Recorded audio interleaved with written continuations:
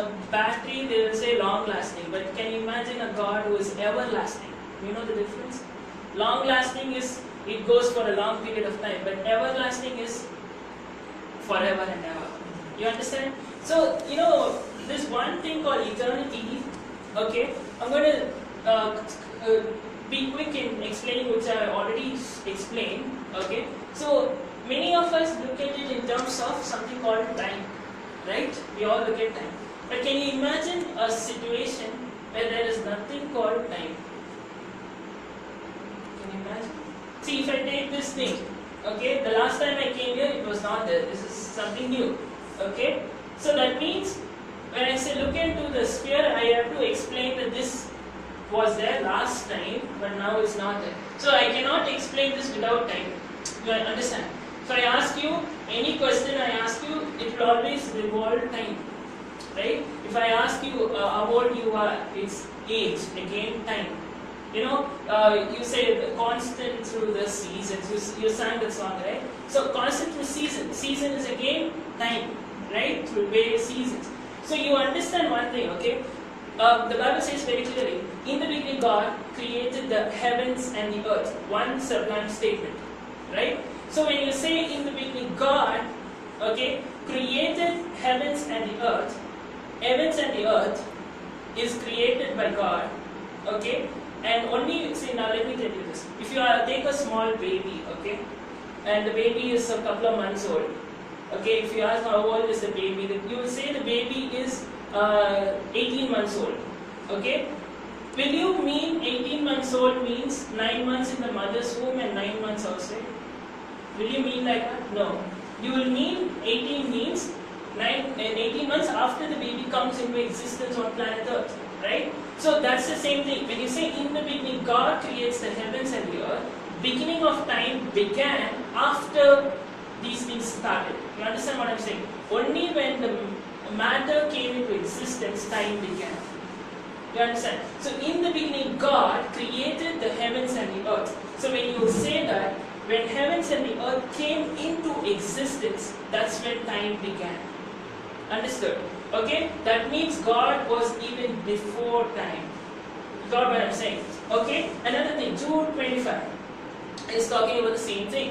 He says, for the Lord who was before all time, who is now and beyond all time. That means that time is a small factor, whereas God is beyond the realm of time. Understood? Right? Okay? So this, when you look at eternity, we always think, because we are not able to understand eternity. Okay? Because eternity baffles us. Okay? That's beyond our understanding. It took me 1.5 months of, it took me 3 weeks of meditation on those things to actually get the revelation of it, when the Lord gave me. But it's still I not understood fullness, because God is a God who is the God of the far and the beyond whatever you can ask, think or imagine. We cannot understand Him fully, we cannot comprehend Him fully, because He is beyond it. You understand what I'm saying? But what the problem is, we see God relates to us, right? But we are not able to, now for example, imagine there's an ant here, okay, or on the table, okay, imagine there's an ant here, okay. Now, can the ant relate to me if I'm standing here? You're not able to understand, or you got what I'm saying? You got, right? Any questions? Am I fast? Should I be slow? Fine? Okay. If the ant is here, can the ant relate to me if I'm standing here? No. But if I touch the ant like this and play, will the ant be able to relate? Yes. Right? Though I'm there, I can see the ant, but the ant cannot relate to me, and no matter how much the ant tries, the ant cannot come to me from there, because the ant is in a smaller dimension in comparison to the big one I am in. Okay? Now put yourself in the ant's position and put God in this position. God is in the sphere of eternity and we are in the sphere of time. You understand? So that is why we are always not able to understand how big God is, how eternity is so big. We only can understand simple thing that eternity is big. Now ant-wise, ant can only say that something big is there. But ant cannot understand everything. Why? Because the ant is limited to that. You understand? So, God comes down to our level of understanding time, because we cannot understand eternity. But we should not limit it to our understanding of time. This is my point. You got what I'm saying? Because we are always limiting God to our understanding. Okay? That is the biggest problem. Alright? Now, you see, when God created, how do you define time? All this physics you will understand. 24 hours. 24 How do you say 24 hours? Based on what? Based on what has been said. In terms of the norm that has been followed. Yeah, norms, okay. But in simple terms, okay. Yeah, earth and the sun. Basically the sun. You understand? See, it's like this. Again, I've explained, so that's why I'm rushing through.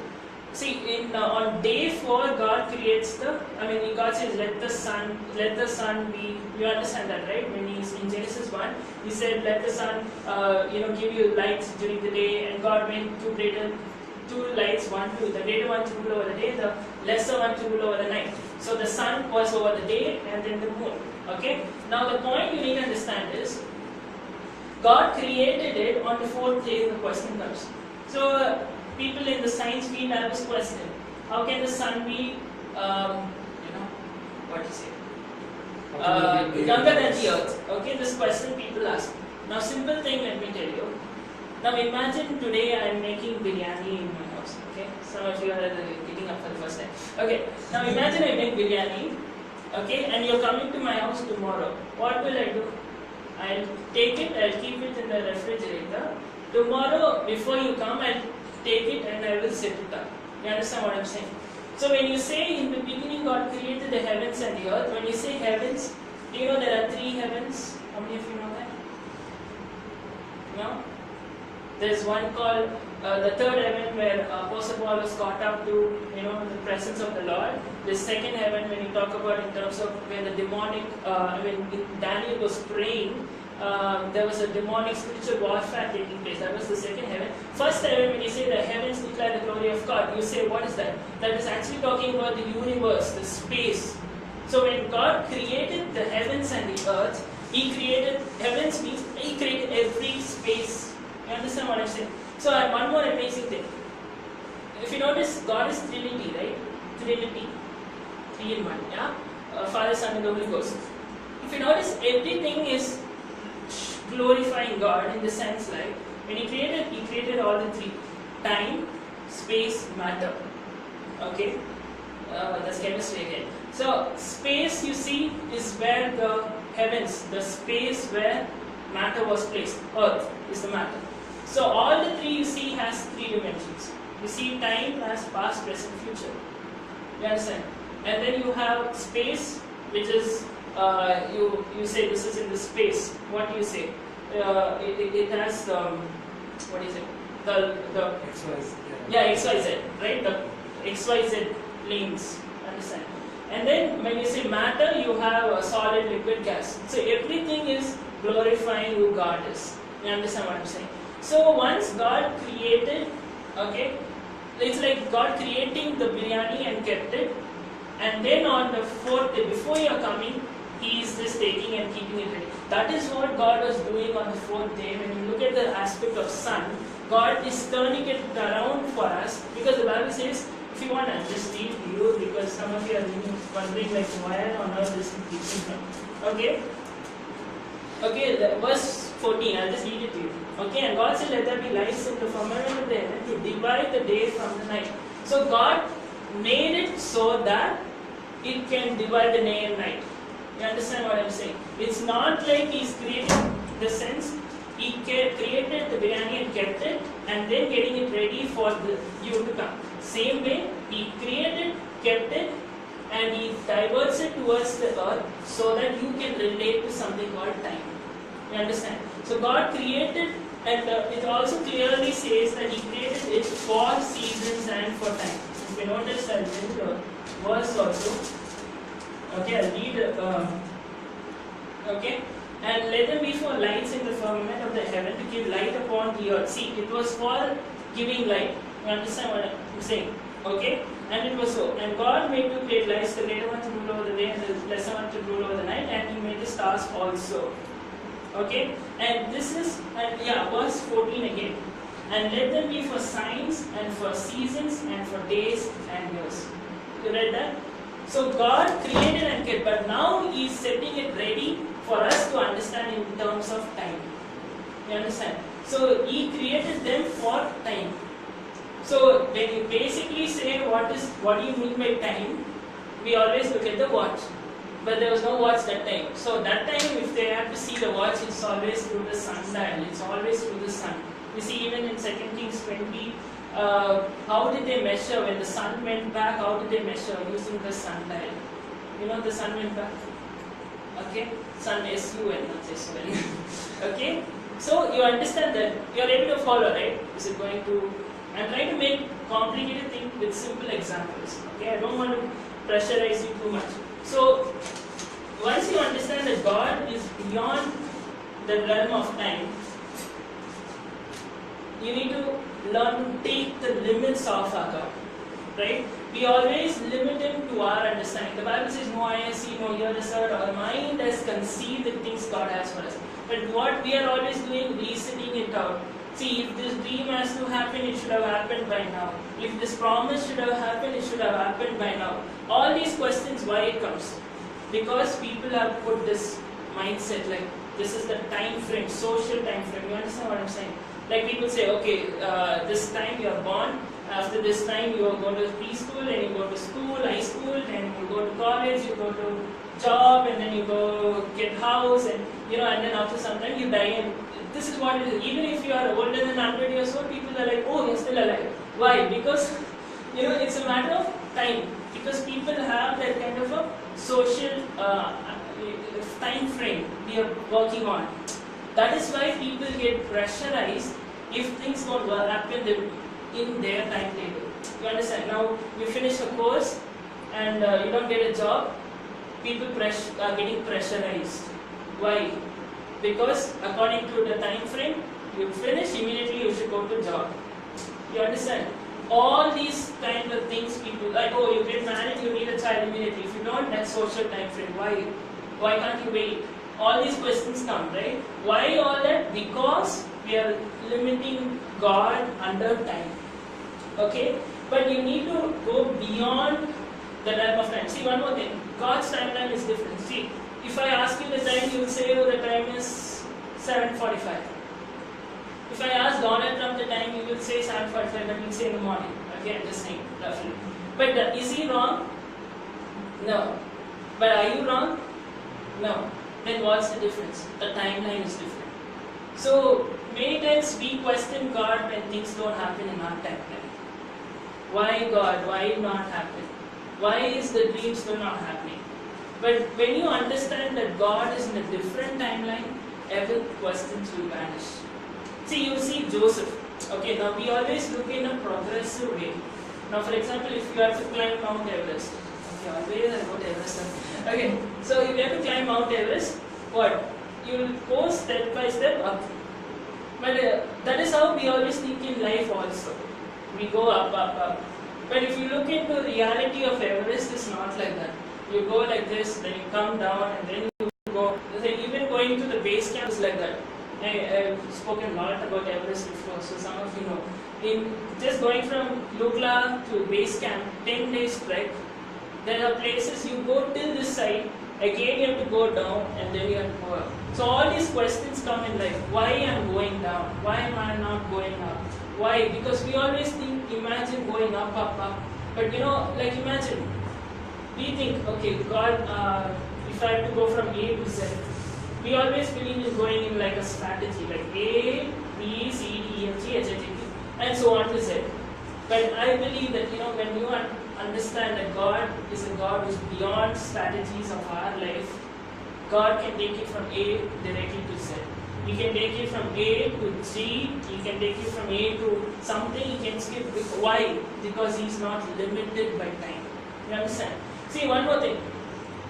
I'm not going into the philosophical aspect of this, but there is something called atemporal, temporal and all that. Okay? Temporal means if you are bound by time. Atemporal means if time is here, you are here. You are not connected with time. Okay? But I want to tell you this. God is not temporal, means He is not bound by time. He is not atemporal, doesn't means He is not atemporal. That means He is not like time is somewhere and not related to time. But He is omnitemporal, means He is all encompassed. You understand what I am trying to tell you? So that means, see, when you see, this does not mean that God won't relate to us in terms of time. No. When you pray, you won't say, my time is not there, so I will speak some other time. Not like that. When you pray, He will speak back immediately. Why? Because He understands our timeline also. Okay. Now, that's why the Bible says, in the fullness of time, when the fullness of time had come, Christ, God sent His Son in Galatians. See, why? Because, see, God wanted, He could have sent Jesus once Adam had messed up, right? He could have done that. But He didn't. He sent Him at the fullness of time, even though it's a good thing. Why? God can relate to the aspect of time. So even when Mary went and told, wine is over, what did Jesus say? My time is not. So God does relate to time, but He is not bound by time. That is why He is called omnitemporal. Okay? You might have heard of omnipresent, omnipotent, omniscient. But anybody heard of omnitemporal? First time. That is why He is all encompassed in time. He is not temporal, that means He is not inside time. He is not atemporal, that means He cannot relate to time. But He is omnitemporal, which means He is all encompassed in time. You understand what I am saying? Now, I'll give you one small picture to explain, show this to you. Now, eternity is something that's been shown even in Psalm 90 verse 2 and all. It talks about, see now, God is trying to put it in simple ways for us to understand, but we should not limit God. That's the whole thing. Now, imagine this circle, okay? This is something the Lord helped me to understand this. Imagine this is Genesis 1. In the beginning, God created the heavens and the earth. And then imagine this is the end of the age. Right? I will be with you even to the end of the age. So, this is our natural timeline. We always move forward. We have limitations. Can you go back in time? No. Can you go forward in time? No. But can you stop time? No. You have all these limitations because you are encompassed in this one line of diameter. But can you imagine God is encompassed in tall, means He's in eternity. That means He's part of time also, but at the same time, He's in all times. Mind-boggling. Not able to understand? That means, why I told you? At the same time, see, omnipresent means if God is in Bangalore, God is also in America. Omnitemporal, when you look at in terms of a God who is a timeless God, who is encompassed in time, which means if God is right now in 21st century, right now God is also in the beginning, right now God is also in the 16th century, right now God is also in the end of age. Can you imagine that? They'll all go crazy, right? That is why I am telling you is that is how big our God is, beyond our understanding. And when you start taking the limits off, and that is when you will actually see a great thing happening for you. Because we are always limited by time and we are getting worried why this is not happening. Okay? But this is a basic of it which I was explaining last time. Okay? I told you, even if you have dreams, even if you have these things, if it doesn't happen in your timetable, you get worried why it's not happening. Okay? Now, I want to go to the next element which is very important. This great God who is encompassed of all, that means right now He is also in the past, right now He is also in the future. Now, many people have questions like, some questions. How can God forgive the sins you have not done before? You are going to done. Okay, which you are about to do.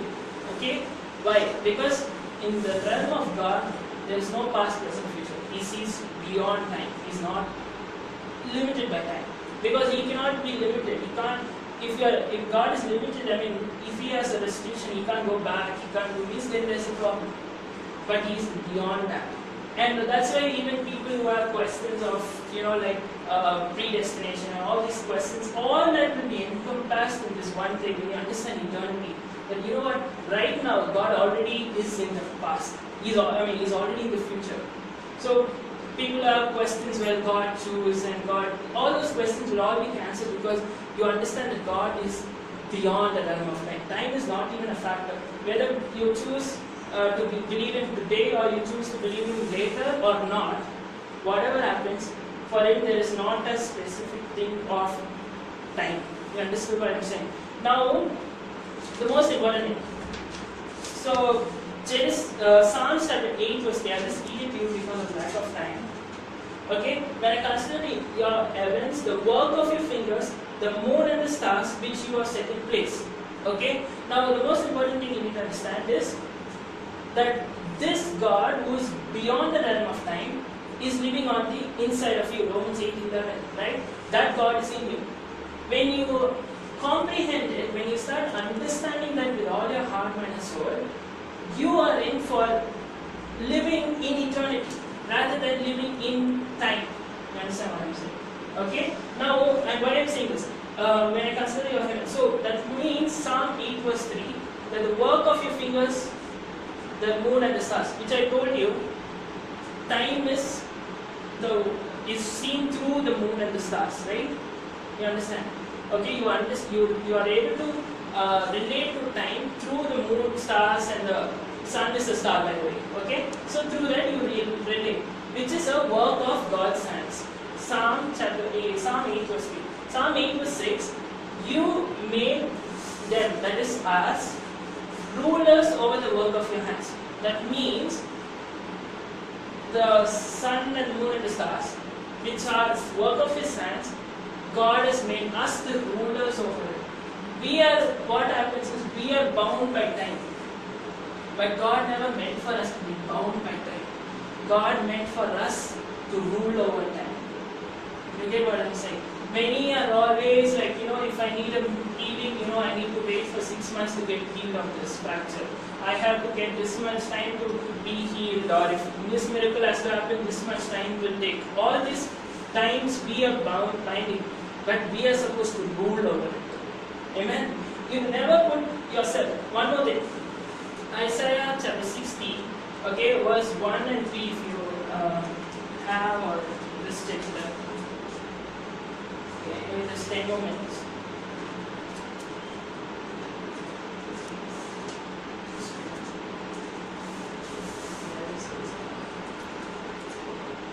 Yeah, Isaiah chapter 60, okay, verse 1 onwards, just 1 to 3.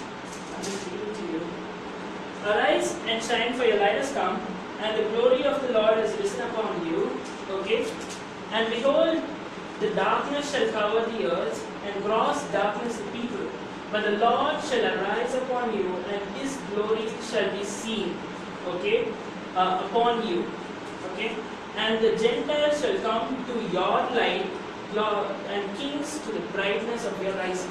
Okay? Now let me just go fast forward to a couple of other verses. Verse 19. Okay? Isaiah 60 is something that people often quote. But this is something, okay. Verse 19. The sun shall no longer be your light by day, neither for brightness shall be the moon to give you light, but the Lord shall be your everlasting light. Okay? And it's repeating again, your sun shall no more go down, neither shall your moon withdraw itself, for the Lord shall be your everlasting light, and the days of your mourning shall be ended. So, what? The sun and the moon will no longer be your light. That means you are no longer bound in the space of. Through sun and the moon is what? Time, right? The sun, can you stop the sun from moving? No. If you can't stop the sun from moving, once the sun moves around the earth, 1 year gone, whether you like it or not. So time is gone. Age again. So again it's talking about in terms of time. The sun shall no longer be your light. That means when you take your dream, your vision, your goal, whatever, you are saying this much time to accomplish, or this much time for the Lord to work this out, all these questions. The sun, if you say time will heal, time, you understand these things people use. If you depend on time, you will not get it. Why? Because the sun will, it will all go on and on. But when you understand and say, you know what, I'm not going to be bound by time. And that is the promise here it is saying, the sun shall no longer be on you shall not be on time. But this Son, the Son of God, Jesus Christ, shall be on. Amen? That is when, and that doesn't say normally, it says everlasting life. Again, everlasting is what? Everlasting is a word that the Bible uses to help us understand, but it's actually talking again about forever and ever in terms of, again you say in terms of time, but it's again eternal. Understand? So it always helps you understand that, you know what, the sun shall not grow weary. Not the sun. What am I saying? The sun shall not give you light. It looks like a curse, but it's not. But you know, this sun is not going to limit you. Your time will not limit you. You are not limited by time. Because when you understand that you are a God beyond time, and you start overcoming time and start working on eternity, that's when you will see amazing things. Now another thing, you see healing. We always say, okay, this, I get a fracture, you need 3 months, the doctor will say, for example, let's say, to get over it. Okay, we start believing it. 3 months, 3 months, 3 months, we start believing it. But what if you believe? That is believing for a healing. What if you believe that, you know what, I'm in eternity. God can surpass time in a split second.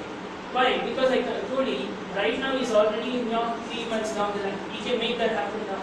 You see, when God had to create wine, it took many years to make that much of a good wine when Jesus turned water into wine. But how did He do it in a split second? Omnipotent nature of God. You understand what I'm saying? What you think will be limited because of time. When you trust that God, you are beyond time, you can do it in a split second. Amen? And then the last thing I finished. Am I saying that when you're in eternity, that means that there's no aspect of waiting or stuff like that? No, that's not what I'm saying. What I'm saying is, for example, Isaiah chapter 14 verse 31. The day that shall wait upon the Lord shall renew their strength. They shall mount up with wings like eagles. They shall run and not grow weary. They shall walk and not faint. You know this verse very much. But here's the thing. When you are saying, you know, I have a dream, I have this thing to happen in my life, this is not happening, or something, some mistake I did sometime, and that is haunting me again and again. It will take me years to restore. You understand all these areas of your life that you face. Okay? One important thing, we all know this, but I got a revelation only yesterday in a split second was, we are all waiting on time. You understand what I'm saying? We always say this simple question, how long, God? Anybody ever asked this question? Or if you are like saints? No, you are asked, right? How long? How long shall I go on? How long shall I endure? Why? Because you are waiting on time. That is why you are growing weary.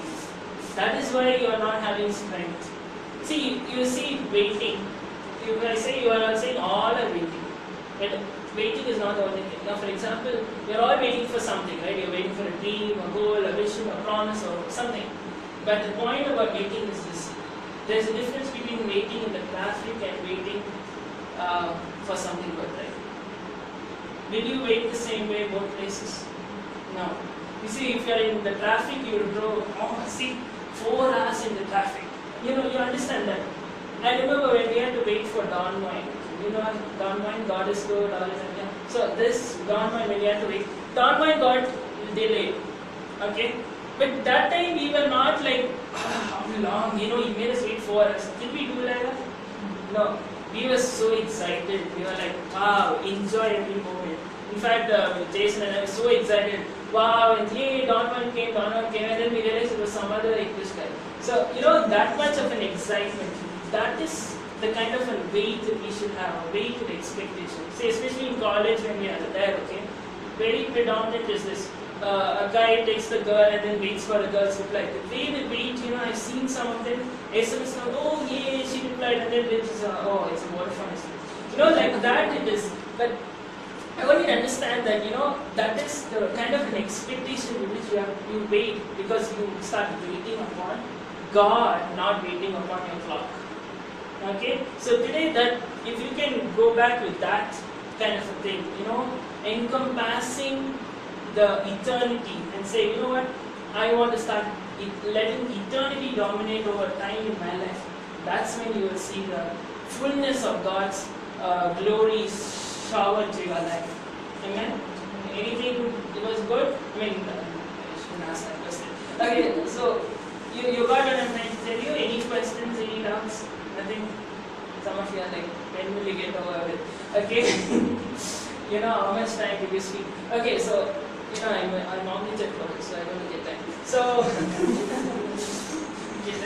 that's why when you start enjoying, you won't know time flew also, right? That's the way it is. So, can you just look after Jesus for a moment, and we just close with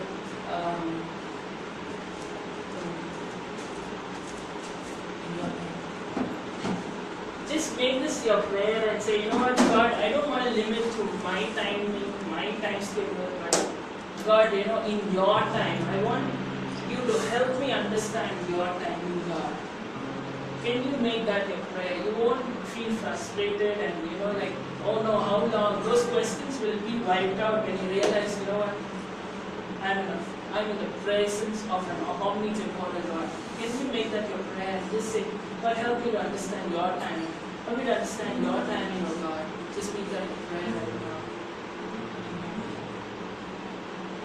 Because in this time, He makes all things beautiful. In your time,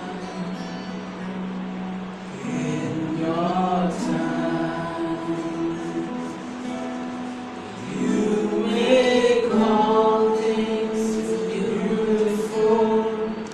In your time, Lord, please show me, Lord, please show me every day as you're teaching me your ways. I just do just what you say.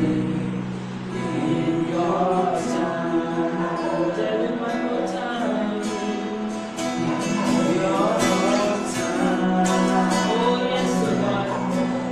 In your time, you make all things beautiful.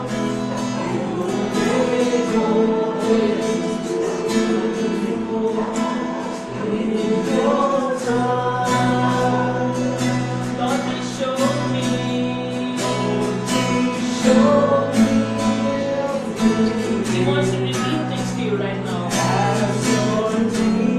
Ask Him, God, I want to give me a revelation. Just what you say in your time. Sing one more time. In your time. One more time. Just go to Jesus and say, Jesus, I want you to speak to me. Give me revelations. In your time, I want you to reveal things to me, God. I don't want to just go back the same way. I want you to give me something that I never heard before.